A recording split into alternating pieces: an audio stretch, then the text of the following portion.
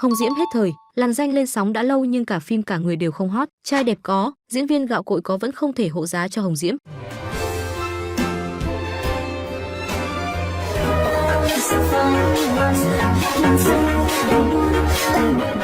Vẫn là phim tình cảm xến diện dễ bạo hơn phim chính kịch. Dường như màn trở lại với làn danh của Hồng Diễm không được xuất sắc khi trên mạng xã hội chẳng mấy nhắc tên cô, khán giả cũng chỉ coi chứ không bàn luận nhiều. Góp mặt trong làn danh, Hồng Diễm không chỉ đóng chung với trai đẹp như Mạnh Trường, Hà Việt Dũng, còn có rất nhiều diễn viên gạo cội. Đáng tiếc là phim vẫn không thể gây bão, chỉ bình bình trôi qua. Các couple gắn ghép với Hồng Diễm trên phim cũng nhạt nhẽo. Bởi thế mà dù Hà Việt Dũng đang hot dần dần bên cách em 1mm, sang làn danh liền chìm nghỉm theo nữ chính. Trước làn danh, Hồng Diễm tham gia nhiều bộ phim với thể loại tình cảm. Dù có xến hay gây nhiều tranh cãi thì ít ra cũng hot trên mạng xã hội. Điển hình là Trạm Cứu Hộ Trái Tim. Dù phim này Hồng Diễm bị chờ ê khá nhiều, nhưng ít ra vẫn còn được nhắc tới. Có lẽ nữ diễn viên vẫn hợp với dòng phim tình cảm hơn, dù luôn giữ quy định không hôn, không thân mật.